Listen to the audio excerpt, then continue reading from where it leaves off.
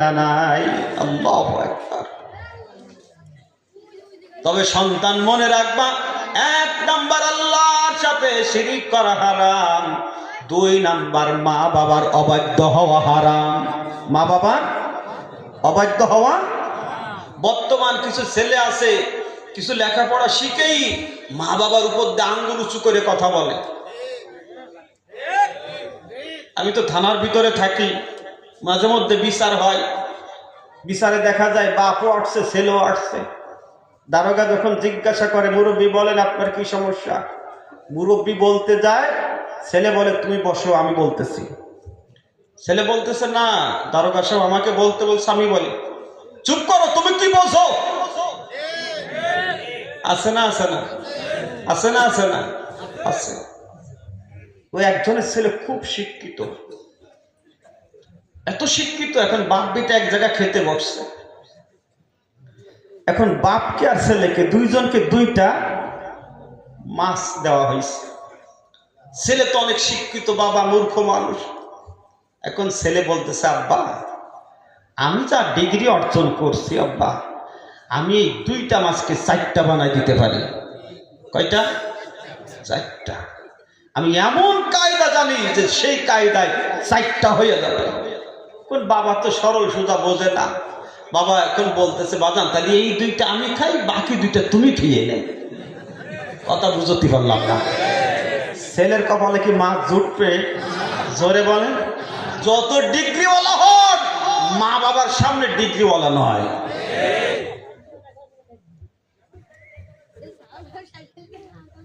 আমার মুসলমান ভাইরা, কয়টা বলছি?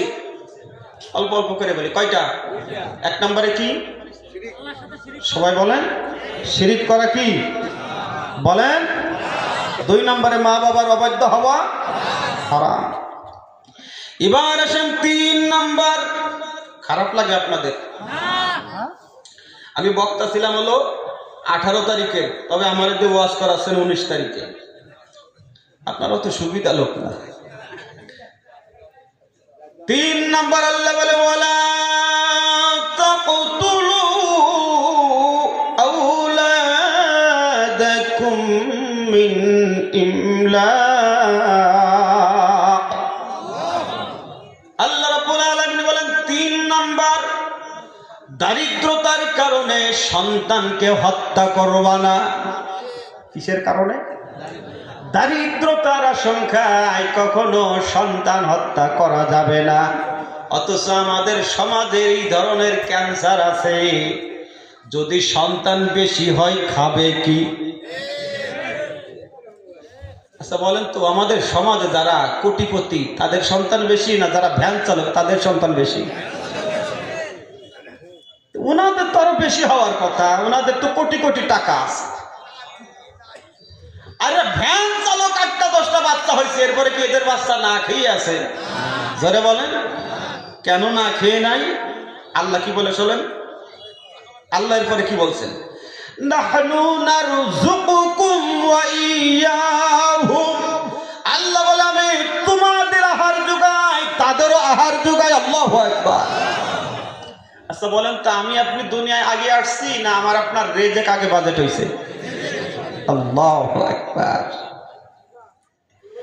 মায়ের পেটের ভিতরে নাপাক পানিকে রক্ত জমাট করে দিয়ে জমাটকৃত রক্ত থেকে আল্লাহ পাক হাড্ডি তৈরি করেছে, গোশত তৈরি করেছে, চামড়া তৈরি করেছে, অঙ্গ প্রত্যঙ্গ সুন্দর করে সাজিয়ে মৃত বডির ভিতরে আল্লাহ রূহ দান করেছে। একদম জীবিত মানুষের পেটের ভিতরে আর একদম জীবিত মানুষ। আল্লাহু আকবার বলেন। ওই বাচ্চা দুনিয়াতে আসবে, দুনিয়াতে আসার পরে দুনিয়ার সব খাবার সে খেতে পারবে না। এই জন্য আল্লাহ রাব্বুল আলামিন দুনিয়ায় আসার আগেই মায়ের স্তনে তার খাবারের বাজেট করে দিয়েছে। যখন তুমি ছোট্ট ছিলে দাঁত ছিল না মুখে, যখন তুমি ছোট্ট ছিলে দাঁত ছিল না মুখে, তরল খাবার বানিয়ে দিল তোমার মায়ের বুকে। সুবহানাল্লাহ। ওরে ওই আল্লাহকে ডাকতে ডাকতে, ওই আল্লাহর ইবাদত করতে করতে আমাদের জীবন কেটে যাক। বারে বারে ডাক রে বান্দা আল্লাহ রে ডাক, জোরে জোরে ডাক রে বান্দা আল্লাহ রে ডাক। জোরে বলেন আল্লাহু আকবার। ও মুসলমান, মায়ের স্তনে এমন খাবার আল্লাহ বাজার করে দিলেন, বাচ্চা বড় ছোট্ট বান্দা, এই ছোট্ট বান্দা এই বাচ্চাটা বেশি গরম সহ্য করতে পারবে না, বেশি ঠান্ডাও সহ্য করতে পারবে না। এই জন্য মায়ের স্তনে যেই খাবারটা তৈরি করে দিলেন, বেশি গরমও না ঠান্ডাও না। সুবহানাল্লাহ বলবেন না? তাহলে যে আল্লাহ দুনিয়ায় বান্দাকে পাঠানোর আগেই রিজিকের বাজেট করে দিলেন, তাহলে আপনি কোন শয়তানের পাল্লায় পড়েছেন যে আপনি রিজিকের দিক তাকাইয়া আপনি সন্তান নেন না? এই যে মনে করেন বাংলাদেশে একটা নির্বাচনের ডেট হয়েছে না? আচ্ছা বলেন তো, যেই নেতার যত লোক বেশি ওই নেতা অত খুশি না বেজার? কথা বুঝতে পারলাম না? খুশি।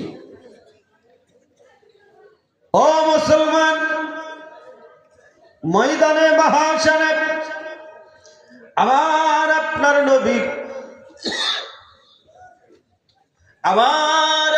নবীর যখন উম্মতের সংখ্যা বেশি হবে, আওয়াজ করে বলেন আমার আপনার নবী খুশি হবে না বেজার হবে? আমার দিকে তাকান, খুশি না বেজার? হ্যাঁ, খুশি। অথচ আমরা কি করি? বিবাহ করার সময় আগে খুঁজি কোন বাপের একটা মেয়ে আছে। কথা বলে না কেন? খোঁজে কোন বাপের একটা মেয়ে আছে, কারণ ওর টার্গেট হইল যদি কোনো কায়দায় ওনার একটা মেয়ে বিবাহ করতে পারি, শ্বশুর মারা গেলেই বিল্ডিং আমার।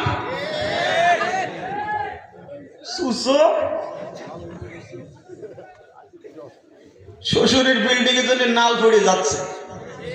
হ্যাঁ ও মুসলমান, আচ্ছা আপনারা যে গরু অনেক সময় পোষেন না, গরু মনে করেন দুধ খাওয়ার জন্য গাভী কিনবেন, আপনি যদি বাজারে গিয়ে জানেন যে এই গাভী একবার বাচ্চা দিচ্ছে আর দেবে না, ও কি কিনবেন? কথা খায় না, কিনবেন না। আপনি গিয়ে পুরো বাজার তল্লাশি করবেন, করে বলবেন, জিজ্ঞাসা করবেন যে এটা প্রত্যেক বছরে একটা বাচ্চা দেয় কিনা। আর আপনি বিবাহ করতেছেন জীবনে একটা দেবে তাই। কথা কয় না, আছে না নাই? আমার এক মুসল্লি আছে, দুইটা বাচ্চা, একটা ছেলে একটা মেয়ে। ছেলে থাকে সিঙ্গাপুর, মেয়ে বিবাহ দেশে থাকে শ্বশুর বাড়ি। আমি জিজ্ঞাসা করলাম, ভাইজান ঘরের ভিতরে কেমন লাগে? কইছে হুজুর কি যে ভুল করেছি, ঘরের ভিতরে যদি বাচ্চা থাকে ঈদের থেকে বেশি আনন্দ হয়। ঠিক না? বলেন তো, বাচ্চা কাচ্চা বেশি হলে পারা বাপের একটা আলাদা মর্যাদা থাকে না? হ্যাঁ, আপনার মনে করেন আপনি কৃষক মানুষ, আপনার 8টা-10টা বাচ্চা আছে, তার ভিতরে মনে করেন 5টা ছেলে, পাশে আরেকজন কোটিপতি, তার একটা ছেলে। ও টাকায় আপনি পারবেন না, কিন্তু লাঠি দিয়ে সাইজ করে ফেলবেন। কথা কয় না? ও কোটিপতি হওয়ার পরও আপনার সাথে হিসেব করে কথা বলবে। ওর 5টা ছেলে, আর কিছু পারুক আর না পারুক, কষা দিয়ে সাইজ করে দেবে। এই রকমের বোঝানোর পরেও যদি আপনি একটা নিয়ে ঘুম পাড়েন, ও মুসলমান, সন্তান হত্যা করা যাবে না, কারণ সন্তান হত্যা করা হারাম। আমার মা বোনেরা কি আসছে ওয়াজ শোনার জন্য? আসছে। ও মা বোনেরা খেয়াল করবেন, অনেক সময় দেখা যায় মা বোনেরা আছে বাচ্চা নষ্ট করে ফেলে, বাচ্চা ফেলে দেয়, কিন্তু মা আপনাকে মরতে হবে, ও বাবা আপনারও মরতে হবে। স্মরণ রাখবেন, যেই বাচ্চাটা ফেলে দিলেন, যেই বাচ্চাটা আপনি মেরে ফেললেন, কিয়ামতের দিন ওই বাচ্চাকে প্রশ্ন করা হবে কোন কারণে তাকে হত্যা করা হয়েছে। আইনে জাহেলিয়াতের যুগে প্রচলন ছিল যে কারো ঘরে যদি কন্যা সন্তান জন্ম নিত তাদেরকে জীবন্ত অবস্থায় কবর দেওয়া হতো। ও মুসলমান, ঘটনা বলা আমার উদ্দেশ্য নয়। নবীজির সাহাবী দাহিয়াতুল কালবি সে যখন কলেমা গ্রহণ করেছে, আল্লাহর নবী সাহাবীদেরকে বললেন, তোমরা এই সাহাবীকে কোরআন তিলাওয়াত করাও, কোরআন পড়াও। কোরআন পড়তে পড়তে যখন কোরআনের ওই আয়াতের নিকটে চলে আসলো, ওয়া ইদাল মাউউদাতু সুইলাত বিআইয়ি যামবিন কুতিলাত, এই আয়াত যখন চলে আসছে, সাহাবী চোখের পানি ফালায়া ফালায়া কাঁদে, আর কোরআন পড়তে পারে না। সাহাবীরা বলে, হুজুর, যেই ব্যক্তিকে কোরআন পড়ানোর জন্য বলেছিলেন, লোকটা শুধু কাঁদতেছে, কোরআন পড়তে পারে না। নবীজি জিজ্ঞাসা করেন, সাহাবী, তোমার কি হয়েছে, তুমি কান্না করো কেন?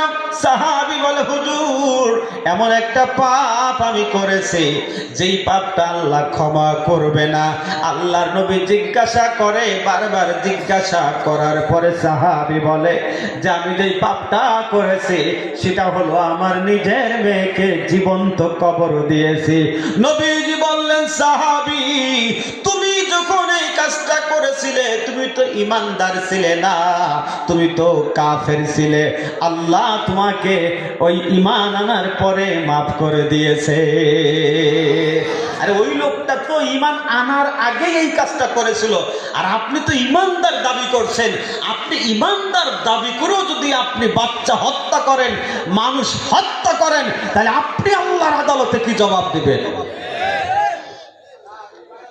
তাহলে 1 নম্বর আল্লাহর সাথে শিরিক করা হারাম, 2 নম্বর মা বাবার অবাধ্য হওয়া হারাম, 3 নম্বর দারিদ্রতার কারণে সন্তান হত্যা করা হারাম। আজকের মতন এখানেই থাক,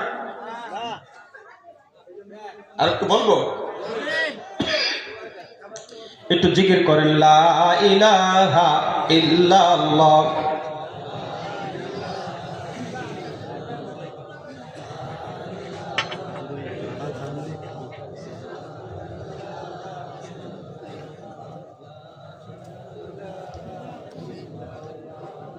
লা ইলাহা ইল্লাল্লাহ, লা ইলাহা ইল্লাল্লাহ মুহাম্মাদুর রাসূলুল্লাহ সাল্লাল্লাহু আলাইহি ওয়াসাল্লাম। 4th নম্বর, খারাপ লাগে ভাই, আমার সাবজেক্ট হলো হারাম, তো সারা রাত ওয়াজ করলেও সাবজেক্ট শেষ হবে না। তারপরও আর কয়েকটা বলে শেষ করে দেব। 4th নম্বর আল্লাহ বলে, ওয়ালা তাকরাবুল ফাওয়াহিশা মা যাহারা মিনহা ওয়া মা বাতান, প্রকাশ্য হোক গোপনে হোক অশ্লীল কাজ ফাহেশা কাজ করা যাবে না, জিনা ব্যভিচার করা যাবে না, কারণ এগুলি যিনি হারাম করেছেন, জোরে বলেন তিনি কে? আরো জোরে বলেন তিনি কে? অথচ আমার সমাজে জিনা ব্যভিচার আছে না নাই? জোরে বলেন আছে না? আছে না? এই জিনা ব্যভিচার থেকে যদি আপনার মেয়েকে, আপনার বোনকে, আপনার স্ত্রীকে বাঁচাইতে হয়, অবশ্যই অবশ্যই আপনার বোনকে, আপনার মেয়েকে, আপনার স্ত্রীকে খাস পর্দার ভিতরে নেওয়া লাগবে। কিসের ভিতরে? খাস পর্দার ভিতরে। আজ দেখা যায় অনেকের ঘরের দরজায় পর্দা আছে, এরপরে জানালায় পর্দা আছে, অথচ মেয়ের গায়ে খাস পর্দা নাই, বোনের গায়ে খাস পর্দা নাই, স্ত্রীর গায়ে খাস পর্দা নাই। আছে না? আছে না? মেয়ে কলেজে যায় সোস পায়জামা পরে আর শর্ট কামিজ পরে, ঘুমের দোয়া পড়লেন? আছে না? আছে না?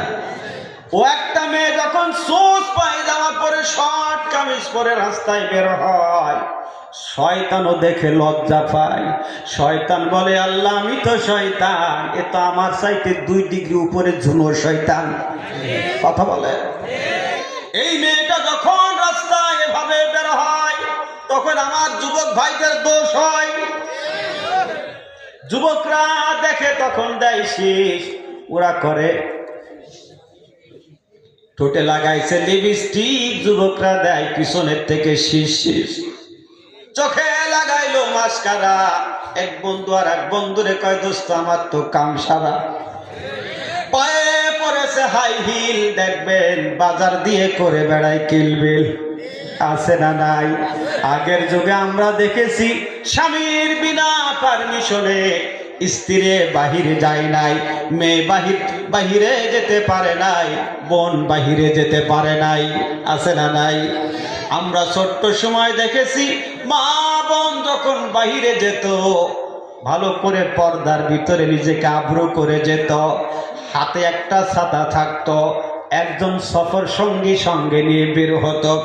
রাস্তায় যখন কোনো পুরুষ লোক দেখত সঙ্গে সঙ্গে মহিলা রাস্তা ছেড়ে রাস্তার পাশে চলে যেত, আর ওই ছাতা দিয়ে নিজেকে ঢেকে রাখতো যত সময় পর্যন্ত পুরুষ লোকটা তাকে না ওভারটেক করত, মহিলা রাস্তার উপরে আসতো না। বলেন, এবার আওয়াজ করে বলেন তো, বর্তমান রাস্তা ছাড়ে না ছাড়া লাগে? হ্যাঁ, দস্তার থেকে সস্তা, বস্তার থেকে ভারী, এরাই হলো বাংলাদেশের নারী।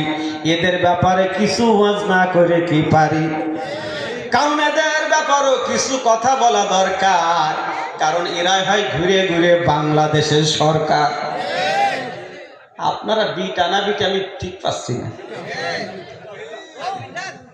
এই আপনার কি পুরুষ?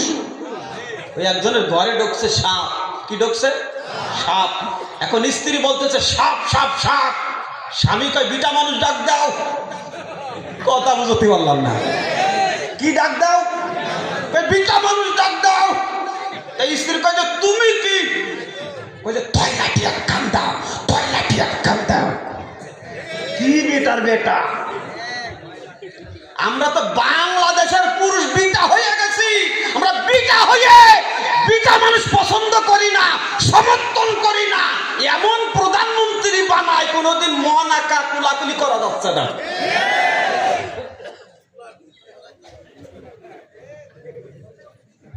মুসাফা করা যাবে না, কুলাকুলি করা যাবে না, ঈদের নামাজ পড়া যাবে না, কথা কয় না। তবে ইনশাল্লাহ এবার আর ভুল হবে না, না তো নাকি? ভুল করবে না কারা? হাত তোলেন তো। বিটা মানুষ বিটা মানুষের পক্ষে থাকবে ইনশাল্লাহ। নারায়ে তাকবীর, লিল্লাহি তাকবীর। আবার ভাইরা, মা বোনদের কাজ হলো ঘরের ভিতরে থাকা, ঘরের কাজ করা, ঘরোয়া পরিবেশে থাকা। পুরুষের কাজ হলো বাহিরে কাজ করা। মা আপনিও বাহিরে যেতে পারবেন, তবে পর্দার সাথে বের হতে হবে, শর্ত হলো সেটা।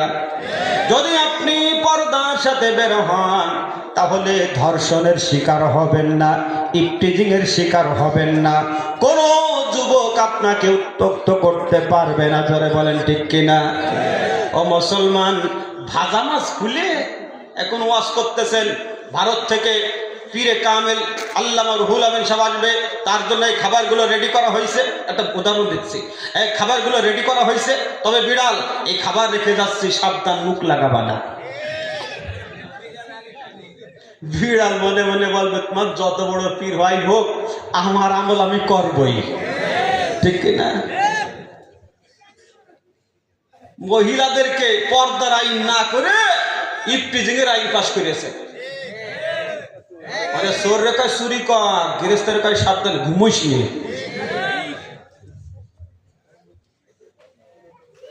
আমার ভাইরা, এই জিনা ব্যভিচার যদি সমাজ থেকে বন্ধ করতে হয়, শুধু ইসালে সব মাহফিল দিলে হবে না। জিনা ব্যভিচার বন্ধ করার জন্য একজনের আইন পার্লামেন্টে জারি করা লাগবে। জোরে বলেন তিনি কে?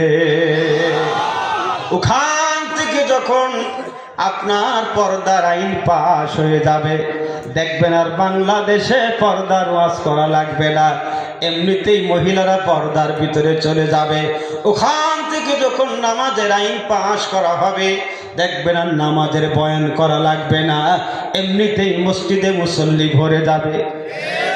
ওই জায়গা থেকে যখন জিনা ব্যভিচারের আইন পাশ করা হবে, যারা এই কাজে জড়িত হবে, যদি অবিবাহিত হয় তাদেরকে ডোররা মারা হবে, আর যদি বিবাহিত হয় তাদেরকে বুক পর্যন্ত পুঁতে পাথর মেরে পাথর নিক্ষেপ করে হত্যা করা হবে।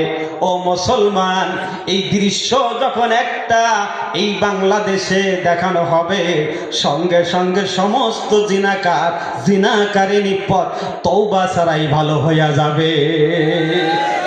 এরকম সমাজ চান? এমনি এমনি চান? হ্যাঁ, ওই একজন বলতেছে হুজুর একটা তাবিজ দেন। কেরে বাবা কি হয়েছে? বলে হুজুর আমার বাচ্চা কাচ্চা হয় না, তো তাবিজ দেন। তো হুজুর তাবিজ দিয়েছে, ফিরে আসছে, হুজুর কাজ হচ্ছে না। বলে কি বলো, আমার তাবিজ দিয়ে তো কেউ মিস করে না, তো কাজ হচ্ছে না কেন? এ বাবু তুমি কি বিয়ে শাদী করেছো? কিন্তু হুজুর তা তো করিনি। তা আপনারা চান এ সমাজে চুরি না হোক, ডাকাতি না হোক, ছিনতাই না হোক, ধর্ষণ না হোক, এ তো সেরকম চান, বিয়ে না করে সন্তান যেরকম চান। এটা চাইতে হবে পার্লামেন্ট আল্লাহর কোরআনের আইন বাস্তবায়ন করে, ঠিক কিনা? সব জায়গা কি ওয়াজ লাগবে? কিছু কিছু জায়গা লাগবে মুগুর। কি লাগবে? মুগুর। একজন গোসল করার জন্য গেছে, যে দেখে নোংরা পানি, গোসল করতে পারছে না। সামনে গিয়ে দেখে গোসল করবে কি করে, পানির ভিতরে খিঞ্জির গোসল করে। এখন ওই জায়গা যদি আমার মতন বক্তা লাগাই দেন, হুজুর ভালো করে সুর দিয়ে ওয়াজ করেন, এমন কায়দায় যাতে ওরা সুর করে উঠে যায়, একজন উঠবে। ওই জায়গায় কি ওয়াজ লাগবে? ওই জায়গা কি লাগবে?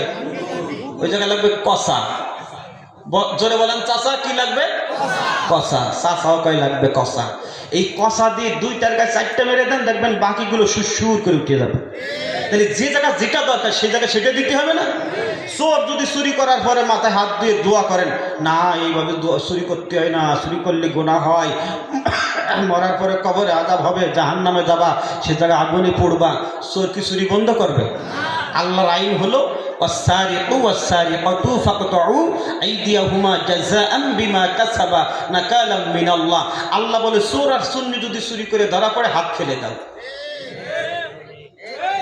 এ যদি কেউ অ্যাক্সিডেন্ট করেও ফুটে যায়, তারপর ওর মেয়ে কেউ সহজে বিয়ে করবে না। কথা বলে না কেন? তো এরকমের বাংলাদেশ আমরা সাজাতে চাই, চাই ইনশাল্লাহ। ও মুসলমান, তাহলে চতুর্থ নাম্বার, জিনা ব্যভিচার ফাহেশা কাজ করা যাবে না, কারণ এটা হারাম করেছেন যিনি। আওয়াজ করে বলেন তিনি কে?